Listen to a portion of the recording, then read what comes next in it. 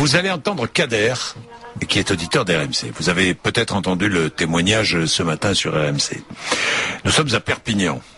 Le collège Saint-Exupéry. Les cours ont repris ce matin. Hier, les 800 élèves du collège, 800 élèves, n'ont pas eu de cours, car les professeurs de l'établissement avaient décidé de débrayer. Et les parents étaient d'accord.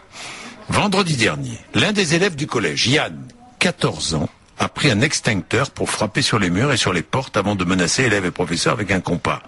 Hier, il a été exclu du collège et hier il est revenu menacer des élèves devant le collège. Et là, la police est intervenue. C'est un élève très turbulent, Yann. Son papa est avec nous, Kader. C'est un auditeur d'RMC. Kader, bonjour.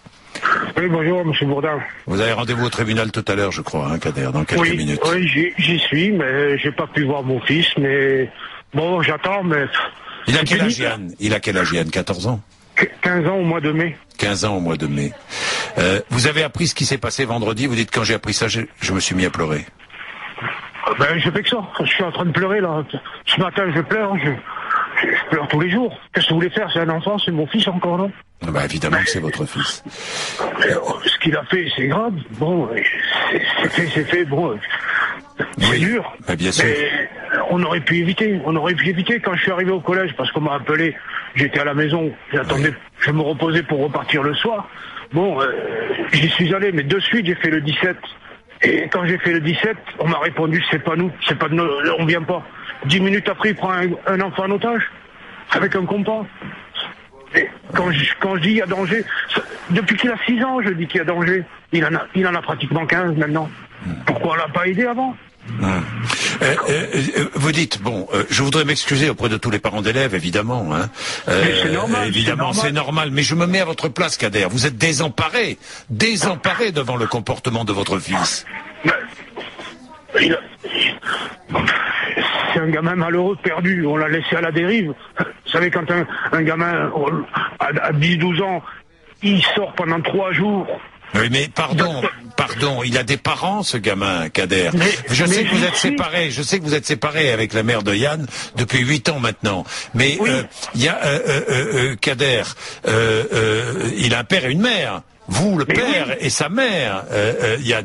Il vivait avec qui? Il vit avec qui? Il vivait chez sa mère. J'ai demandé la garde. Oui. J'ai demandé la garde. Bon, des problèmes d'alcoolisme, bon, ouais. Il y avait de la prostitution, des clochards à la maison, des drogués. Je l'ai signalé, tout ça, on l'a signalé. Mais comme je me suis braqué d'entrée avec le service social de l'enfance catalane à Perpignan, pour ne pas les citer, mais je leur ai dit, il y a danger, je connais la maman. Elle habitait à côté d'une boîte de nuit. Elle allait toute la nuit à la boîte de nuit. Le matin, elle revenait à la maison pour amener les gosses à l'école, plein d'alcool. Ouais. Il y a danger, là. Il y a danger. Je sais comment ça fonctionne. Et finalement, à l'arrivée, on en est là. On en est là aujourd'hui. Alors, votre fils, vous dites, il est parti à la dérive. Hein. Voilà le résultat. Votre fils, quel dialogue avez-vous avec lui? Quand le juge avait statué que c'est la maman qui aurait la garde, quand j'étais là, je l'avais tout le temps, pratiquement. Il vivait chez moi, comme j'habitais, on avait une grande maison, j'avais un appartement chez mes parents, donc j'avais un appartement à disposition, mais j'avais pas de problème, il était à la maison avec moi, mais quand je partais au travail, il retournait chez la maman, et on lui a toujours laissé la garde. Mais, Yann, il a un demi-frère, c'est son papa qui l'a élevé. Donc, mais Yann, Kader, il ne demande qu'une chose, c'est qu'on fasse attention à lui, d'une manière ou d'une autre. Mais mais Kader. Il n'a pas été aidé. Il n'a pas été élevé. Voilà, à 12 ans, il va, au lieu d'aller à l'école, il va directement à la brigade des mineurs, il demande un placement. Pourquoi on s'aperçoit pas de ça aussi? Oui. Et il n'y a qu'une seule éducatrice qui a réellement fait les choses, c'est Madame Trévelot. Bon, c'est la seule depuis le début que j'ai trouvée.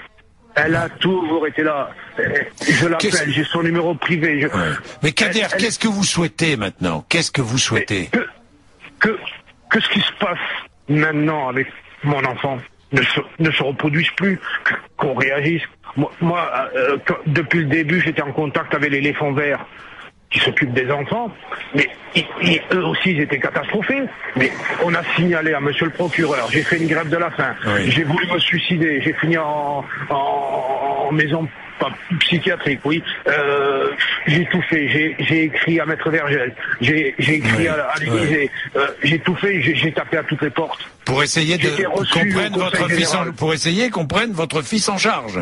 C'est ça. Et oui. Parce que vous n'aviez plus de moyens, vous-même, de lui faire entendre raison. Mais j'avais les moyens, moi, parce que de moi, il me craint quand je dis quelque chose. Quand même, j'ai un autre enfant de 8 ans, là, le mois prochain. Il était avec moi, là, ce matin, je lui ai dit, tu restes à la maison, papa, il a des choses à faire, je lui ai pas expliqué, mais je m'en occupe, ça se passe très bien avec la maman l'élève très bien, j'ai pas demandé la garde, je sais où il va, mais c'est un enfant, quand même, qui est bien cadré. Mais du moment qu'un gosse de 6 ans, on l'encadre pas, on lui donne pas les limites, eh ben, à 14 ans, qu'est-ce que vous voulez rattraper? Qu'est-ce que vous voulez rattraper?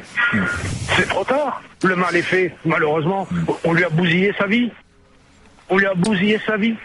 Il a 14 ans, il est déjà avec des mises en examen. Mais après, on se demande pourquoi. Ben alors, dans la plupart des gens, dans la tête de la plupart des gens, c'est de dire, le papa, il s'occupe de son enfant, mais on lui donne pas la garde. La garde, c'est pour la maman. Mais quand un des deux parents est défaillant. Oui, c'est certain. Bon, écoutez, là maintenant la justice s'en mêle. Kader, je pense que ça va bouger parce que les choses maintenant sont enclenchées. Donc vous nous rappellerez dans quelques jours pour nous dire où ça en est. D'accord, Kader? Je vous remercie, monsieur Bourdin. Je vous en prie, mon cher Kader. Je vous en prie. Merci.